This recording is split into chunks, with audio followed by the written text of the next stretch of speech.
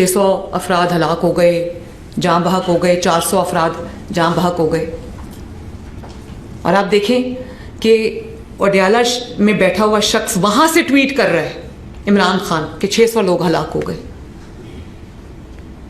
और ये वो शख्स था जिसने अपने दौरे हुकूमत में मसाजिद में घुस के गोलियां चलाई थी और लोगों को मारा था, क्योंकि अपनी जमात कमज़ोर हो गई, उसने देख लिया कि निज़ाम चल पड़ा, उसकी अहमियत ख़त्म हो गई, वो वहाँ से बैठ के फिर मज़हब को इस्तेमाल कर रहे। तो मैं ये जब मैं जेल में थी तो मैं ये सोचती थी कि मुझसे क्या गलती हुई। अल्लाह ताला से माफ़ी मांगती थी बार बार कि जो जाने अनजाने में मुझसे आमाल ऐसे हो गए जिससे अल्लाह ताला कहीं की कोई नाराज़गी हो गई है, तो मैं उसके लिए माफ़ी चाहती।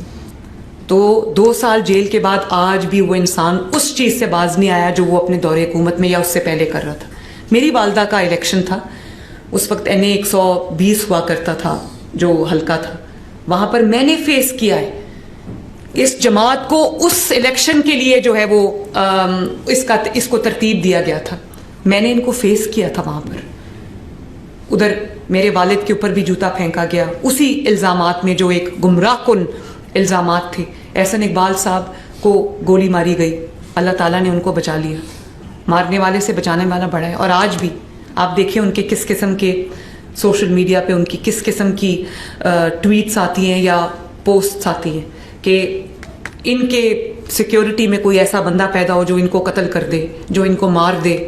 आप सोचें कि क्या आप तमाम हजरात से मेरा सवाल है, मुझे काइंडली जवाब दीजिएगा कि आप इस बात को सपोर्ट करते हैं?